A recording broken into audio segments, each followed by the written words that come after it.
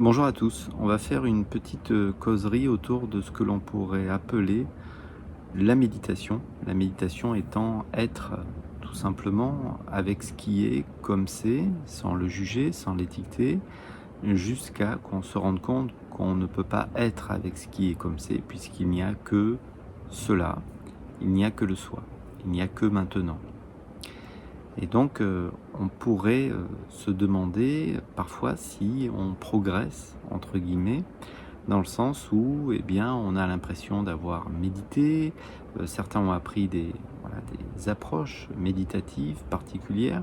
D'autres ont simplement ramené leur attention dans le réel, ou en tout cas ce qui semblerait réel au départ, c'est-à-dire des sons, des sensations, des images, bien évidemment, ce qui compose maintenant. Et donc on attend, d'une certaine manière, qu'il se passe quelque chose. C'est la problématique, c'est le propre du mental. Le mental veut atteindre des objectifs, il veut aller vers quelque chose. Il veut soit retrouver quelque chose, un état connu dans le passé, soit eh bien, atteindre quelque chose. Et là, naturellement, on serait plutôt sur le futur. Alors que, justement, être, tout simplement, déjà, c'est essayer de ne pas être. Essayer de ne pas être présent, ce n'est pas possible. Et donc, être se passe tout simplement d'objectifs. Et ça, c'est impossible pour le mental. Parce que justement, le mental veut atteindre quelque chose. Si on parle par exemple de la méditation en pleine conscience, il y a de très nombreuses études qui ont montré les bienfaits de la méditation en pleine conscience. C'est parfait. La personne se dit: j'ai vu tous les bienfaits, je veux donc atteindre ces bienfaits. Et donc souvent, on ne voit pas qu'on progresse, pour le dire ainsi, même si j'emploie des mots duels parce qu'il n'y a pas de progrès à faire, mais on ne voit pas qu'on est de plus en plus présent. C'est parfois quand on regarde ce qui se passe sur le plan manifesté que l'on va voir qu'il y a des progrès. Par exemple, vous avez peut-être l'impression d'être paisible, tranquille, si par exemple vous avez appris à être maintenant, tout simplement, mais vous n'avez pas l'impression que c'est quelque chose d'extraordinaire non plus.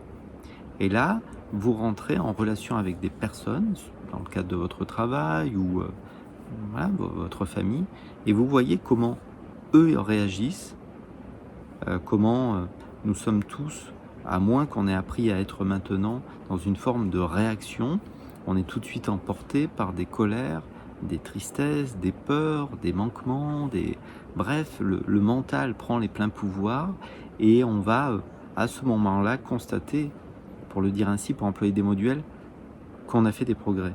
Parce qu'on va voir qu'on ne se fait plus avoir de la même manière.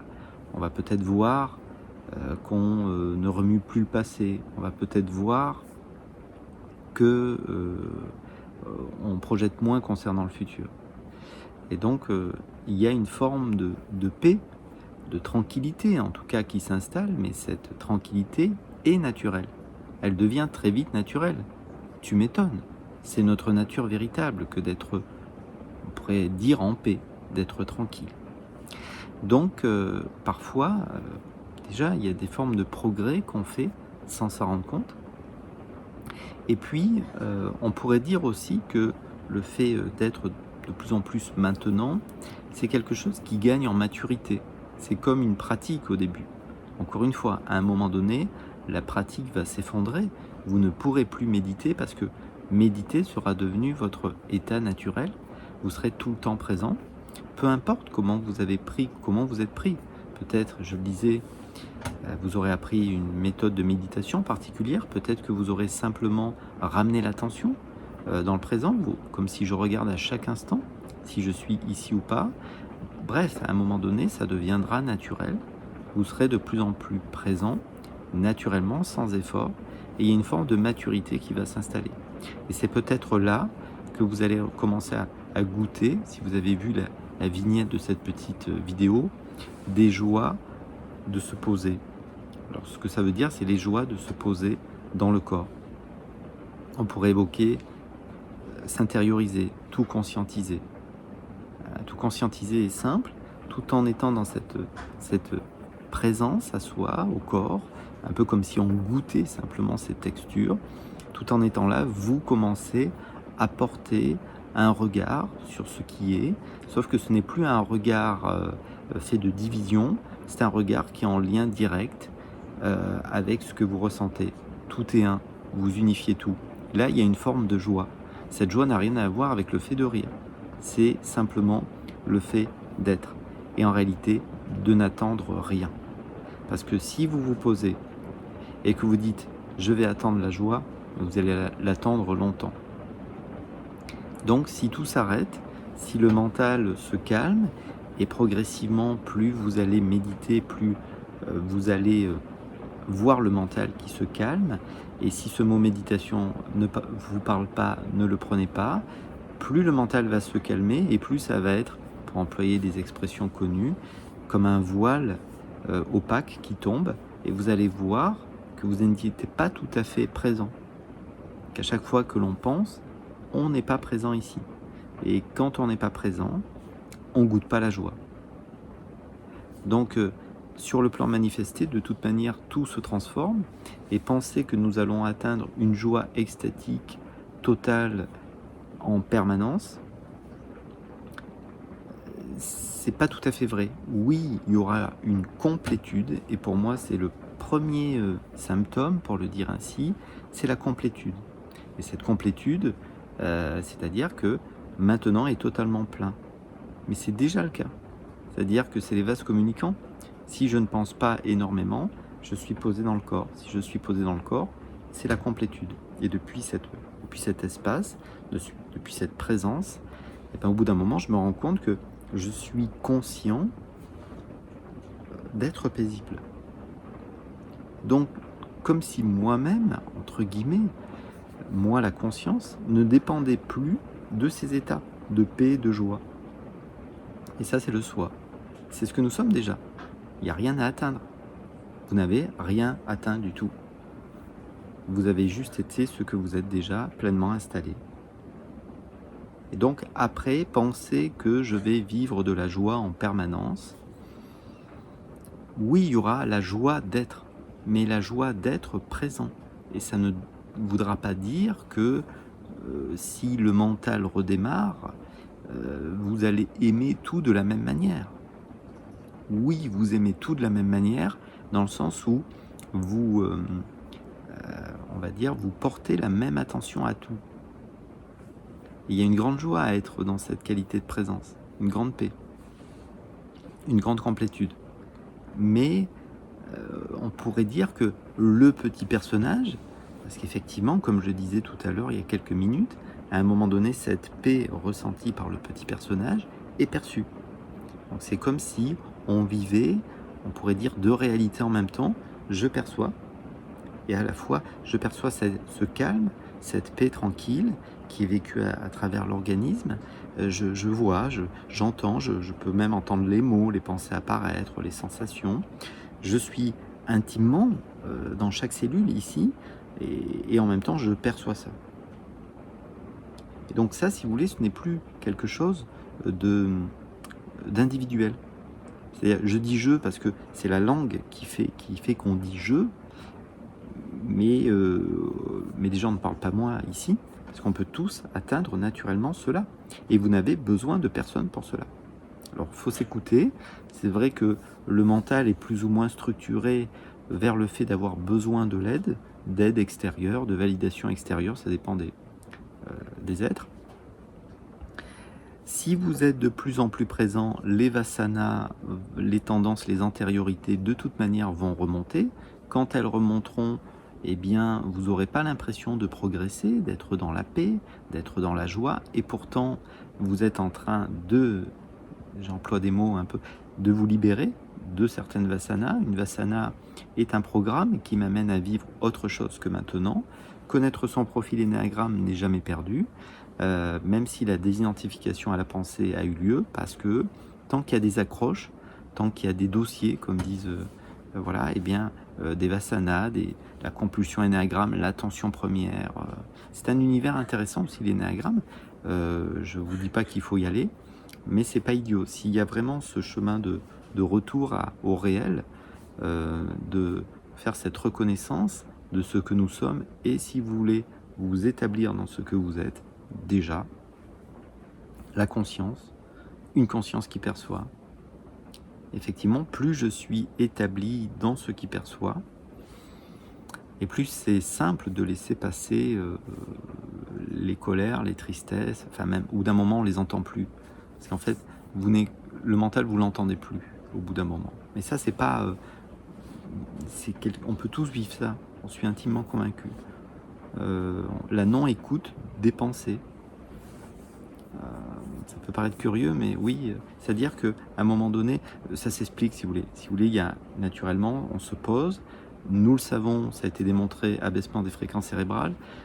Plus l'abaissement des fréquences cérébrales est importante, plus la cogitation mentale s'effondre, et donc plus vous êtes simplement ce que vous êtes. Et donc, attendre la joie, la paix extatique et tout ça est une erreur, puisque c'est encore, on va dire, l'ego, enfin le mental, même si tout ça bien sûr est une illusion, mais qui veut quelque chose, qui veut atteindre quelque chose. Il n'y a rien à atteindre. Vous n'atteindrez jamais rien. On n'atteindra jamais l'éveil, la réalisation. Elle est déjà là en fait. Par contre, est-ce que je la vis? Et si je veux la vivre, c'est un principe à un moment donné, si je reviens un peu sur ce que je disais en arrière, d'attention. C'est toujours pareil, et c'est une évidence. Où est placée l'attention?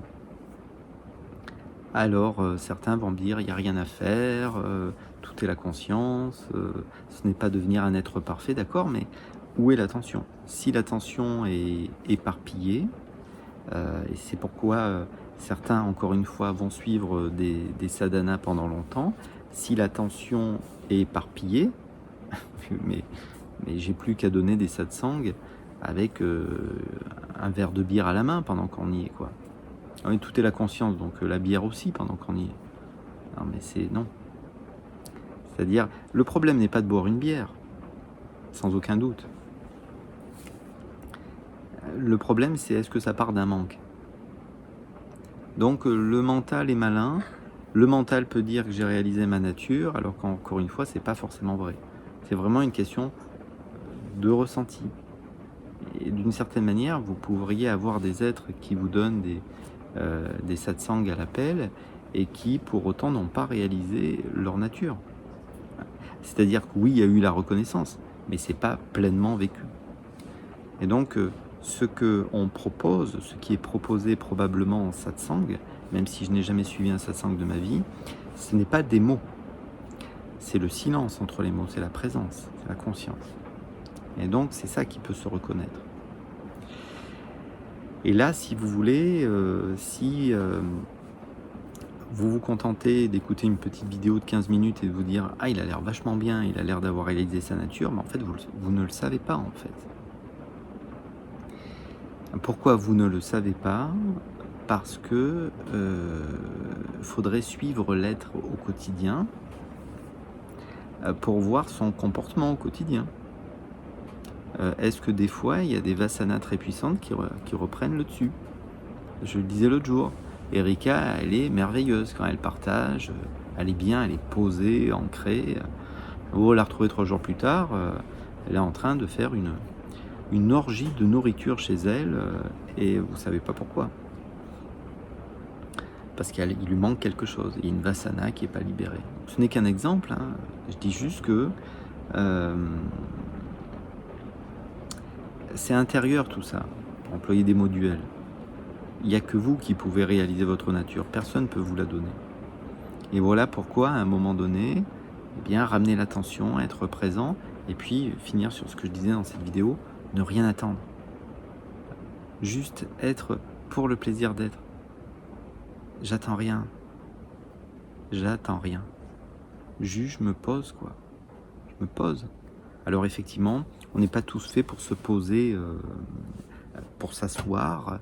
Et enfin, je vous cache pas que